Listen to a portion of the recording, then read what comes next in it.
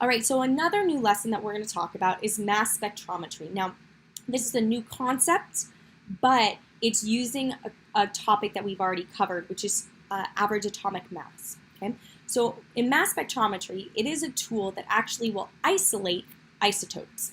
So in this example, you would, if I were to take copper, because remember, the average atomic mass of copper is not a whole number. Instead, it is a weighted average of the different isotopes that exist. So if you notice here, this graph here shows the relative number of atoms for each of the isotopes. So the bar right here for 63 represents isotope 63 of copper. The bar here represents isotope 65 for copper. So what does each peak represent? Well, it represents isotopes. So here, it's showing that copper has 2 isotopes. So if we were to actually calculate the atomic weight, or the average atomic mass of copper, this part is not new. I know from this graph that the percent abundance of copper 63 is 69%, and I know that the percent of copper 65 is 31%. So all you need to do is take a weighted average. So it's going to be 63 times 0.69 plus 65 times 0.31. And so the answer that you get is 63.62 AMU. So let's look at another practice problem. All right, here, this one looks a little bit more complicated. And it tells me that I've got all of these peaks, and it tells me that peak 1 is due to chlorine 35. So first of all, it says what analytical technique would give this spectrum? Well, mass spectrometry. That's what we're learning about. The next question asks how many different isotopes exist. So your initial response might be 5. But look at this carefully. Notice that the mass for isotope 1 is 35. The mass for isotope number 2 is 37.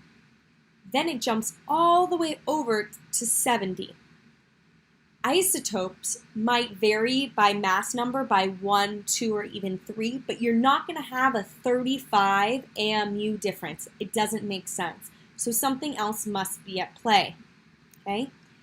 Here's what's going on. So I actually only have 2 isotopes. Okay? My isotopes are chlorine 35 and chlorine 37. If you look at isotope, and I put that in quotes, isotope number 3, notice that the mass of it is 70. Notice that we're talking about chlorine. Remember, chlorine is diatomic. So what those 3 peaks to the right-hand side represent is diatomic elements of chlorine. So for the 70 peak, you've got 2 chlorine 35s, since chlorine is diatomic. For peak number 4, notice that the mass of it is 72, which means I have chlorine 35 and chlorine 37.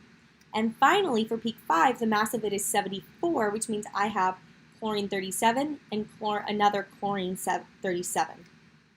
Okay?